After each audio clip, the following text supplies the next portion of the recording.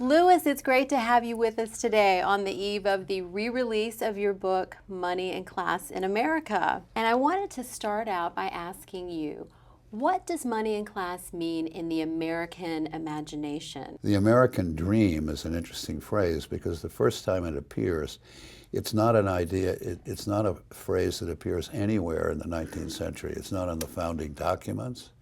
It doesn't appear in the writings of Jefferson, Lincoln, Whitman, Twain, Melville, nowhere. The first time it shows up in a headline in the New York Post in 1900.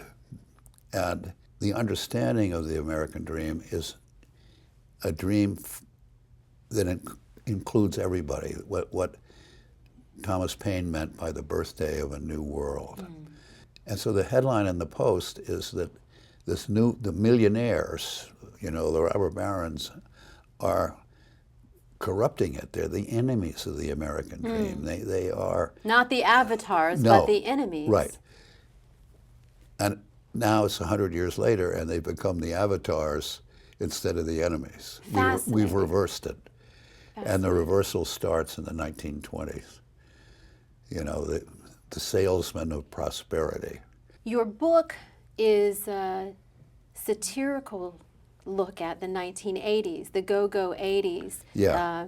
And a figure arises. He sort of pops up like a garish jack-in-the-box, and Right. he's leering from the walls of college students who have put his poster up like a rock star.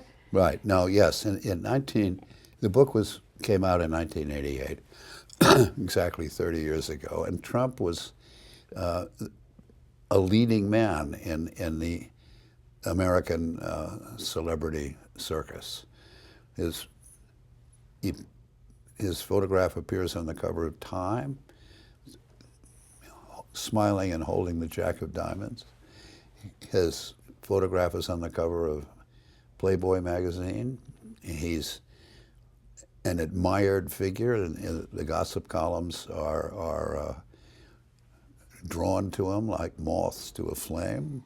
The American dream as infinite wealth that interpretation starts in the 20s, but then it reverses itself again with the New Deal and sort of through the end of the New Deal, World War II, and then the pretty well evenly distributed prosperity in this country in the 1950s and even into the 1960s. But then Reagan is elected in 1980 to take down the whole New Deal. He actually says great again, but a place where someone can always get really rich. The night before his inauguration in 1981 was a big celebration in Maryland, and he had on stage, he had Charlton Heston and Frank Sinatra singing America the Beautiful, and they rolled General Omar Bradley in a wheelchair, five-star general, hero of World War II, onto the stage. And it was quite a spectacle. Yes, but it was money had been restored to its proper place. What's amazing is that in your writing in the 1980s, you looked upon Trump as a figure who was so over the top that surely people must realize that this game has gone too far. Yes. And yet here we are. And so if you could have said to yourself back then that this man was going to be president of the United States, how would your 1980s self have reacted? I wouldn't have believed it. The late 1980s, it's also movie Wall Street. Greed is good. Greed is good. Tom Wolfe's Bonfire of the Vanities. Madonna, Material Girl. I mean, Helen Gurley Brown at the Cosmo saying that women can have it all. That attitude is the attitude that was in play in Kavanaugh's bright college years. Well, this it's interesting that you bring up that name, because you're looking at wealth and privilege in America, and here we have Kavanaugh, who is a Yalie. He's a graduate of your alma mater. True. And yeah, very much a son of American privilege. And I wonder how this reflects on our current attitude towards money and class, because both of those issues have been debated in the last few weeks. Well, yes. I mean, our colleges, I mean, the Ivy League type colleges, the ones that Kavanaugh went to, and I went to, I mean, have always, that attitude of privilege is already, and entitlement has always been part of the deal. Yale is founded in 1701, and for the first 100 years, maybe the first 150 years, the number one ranked student in the class was the one whose family was the richest. But it was also what we saw with the election of George H.W. and George W. Bush. Both Yaleys? Yeah, I mean, I think George W. Bush was a member of the same fraternity that Kavanaugh was. Deke, yes, I think you're right. Deke. Yeah. Do you remember them? I remember Deke in 1956, and it was an animal house. I once wrote a column for Harper's magazine trying to figure out which college, as between Harvard, Yale, and the University of Chicago, mm-hmm. the graduates of which college had done the most damage to America over the last 100 years. And what was your conclusion? I came up with Harvard. Okay. Money is the beginning, middle, and end of the story. It's interesting because the class issue surrounding Trump, he's not associated with, let us say, the equestrian classes necessarily. No, he's not. Might not have been invited into some of those clubs. Right. He's new money. He's new money, but very unapologetic avatar of new money, which is very, maybe even, would you say that might even be more appealing now because social and economic mobility has slowed down and people, their expectation of sort of joining these lofty equestrian classes has diminished? Yeah. No, I mean, our popular media makes heroes out of the billionaires, just the same way they did at the end of the 19th century with the robber barons. Whether they went to Yale or not. Right, and most of those people came from nowhere. Right. I mean, miners or people that had stolen something. But they were, those are the Gilded Age heroes, and the press loved them. I mean, they all have, their pictures are on the papers every day, right? The Mrs. Astor's 400, John Jacob Astor, the founder, was a fur trader from Germany. Vanderbilt was a Dutch ferry boat captain from Staten Island, and a real thug. In my lifetime, but certainly ever since the late 70s, I mean, it just, the covers of all the magazines are, rich celebrities or rich millionaires, the most important person in Wall Street, or the most, those are the people at whom the advertising and the newspapers and the magazine is directed. Yes. And those are the people for whom the news is made. Let's go back to the founding. And what was set up in the Constitution in 1787 is what Franklin called a republic. A woman asked him at the end when they'd signed the document, and she said, "What have you done?" And Franklin said, "A republic, madam, if we can keep it," right? So they had a republic, which is an oligarchy. Mm. All government is an oligarchy. There's no way around it. I mean, but it was to be, and it was trying to find a balance This is, you know, it's explained in Aristotle, it's explained in Plato, it's explained in Montesquieu, explained in Hobbes. I mean, how do you balance, how do you find some kind of mediation between the rich and the poor? How do you give the poor some share of political power? This was what the founders were trying to do with the Constitution. They were trying to balance a democratic society, which we are, and most societies, you know, that form community or form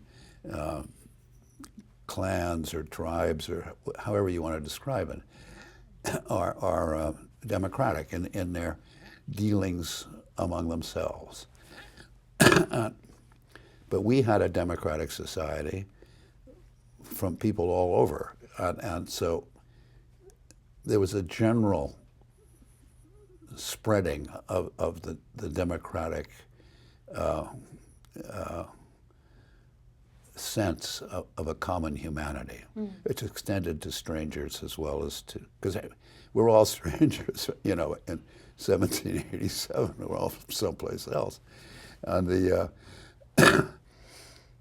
how do you balance a democratic society with a capitalist economy? Because a democratic society puts a premium on equality.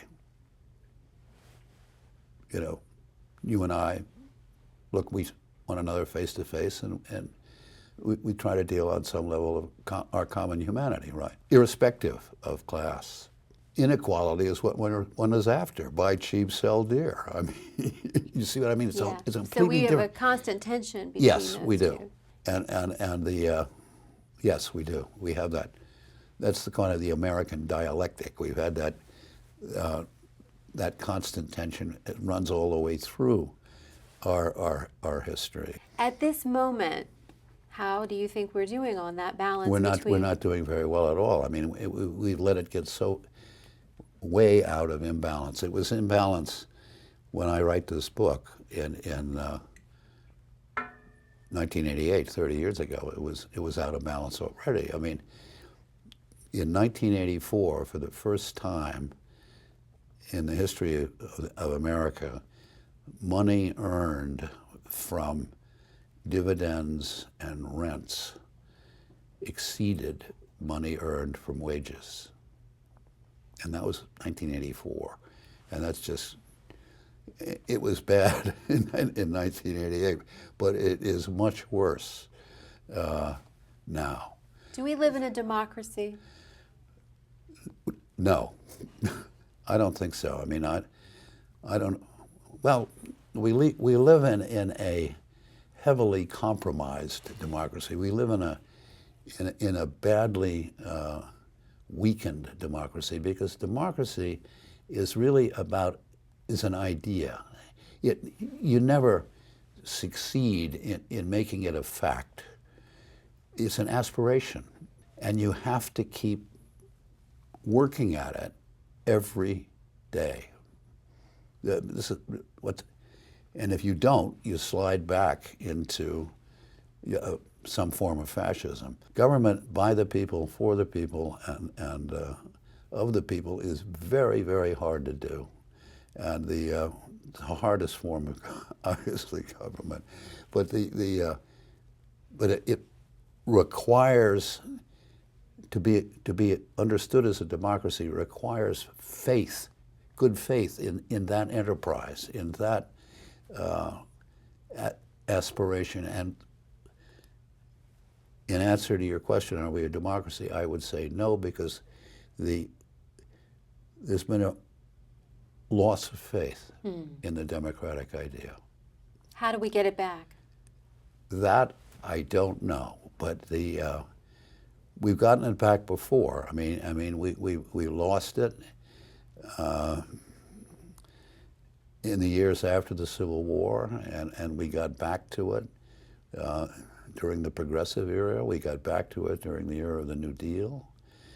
What was once a relative, what had been intended as an enlightened oligarchy in 1787 is now a stupefied plutocracy. You have Iraq, I mean, you have George Bush invading Iraq.